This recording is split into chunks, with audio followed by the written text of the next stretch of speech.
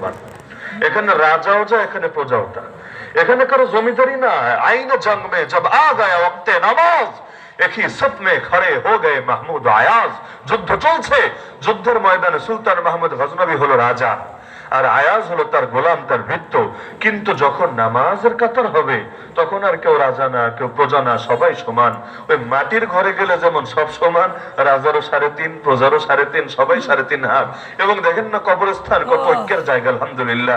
কোন মাযহাবী ইখতিলাফ, মাসলাকি ইখতিলাফ, সুন্নি ওয়াহাবী ইখতিলাফ, তারপর আরো যত ইখতিলাফ আছে দুনিয়াতে, কোনো কিছু চলে না কবরস্থানে। মাশাআল্লাহ কি ঐক্যবদ্ধ, রাজাও এখানে, প্রজাও এখানে, কোটিপতিও এখানে, ফকিরও এখানে, দুনিয়ার সব এখানে। ওই মরা ব্যাঙগুলোকে একটা পাল্লে উঠে সুন্দর মতো মাপা যায়, কিন্তু জিন্দা ব্যাঙরা যদি পাল্লে উঠে মাপতে চান পারবেন না।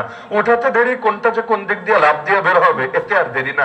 আমাদের বাঙালি জাতির হয়ে গেছে এই হালত। মরার পর মাশাআল্লাহ সবাই একসঙ্গে করা যায়, সবাই রদ্ধ করে দেওয়া যায়, কারো কোনো আপত্তি নাই, কোনো মিছিল নাই, কোনো হাউকাও নাই, কোনো চেঁচামেচি নাই। তো জিন্দা থাকতে 10টারই এক করতে পারবেন না। আরে এক গ্রামের মানুষও তো এক করা যায় না।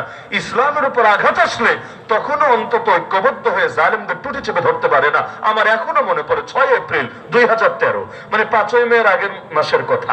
তো ওই সময় যখন আল্লাহ রাসূল সাল্লাল্লাহু আলাইহি ওয়াসাল্লাম ইজ্জতে হেফাজতের দাবিতে সকলে গেল শাপলা চত্বরে, চূড়ান্তটা না, তার আগের মাসের কথাটা বলছি, লং মার্চে সবাই যখন গেল, ওই সময় পর্যন্ত একদল জেলাপি খেয়ে খেয়ে এদের বিরুদ্ধে ফতোয়াবাজি করলো। সারা বছর ফতোয়া দেও একটা টাইম টেবিল তো আছে।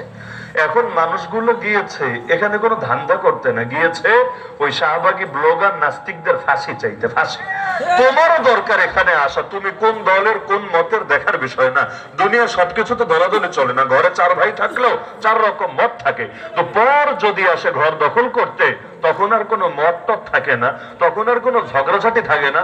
সব ইখতিলাফ ভুলে হাতে হাত রেখে কাঁধে কাঁধ মিলিয়ে আগে পরকে দূর করে, এরপর সব ঠান্ডা হওয়ার পর আবার প্রয়োজনে নিজেরা ঝগড়া শুরু করে।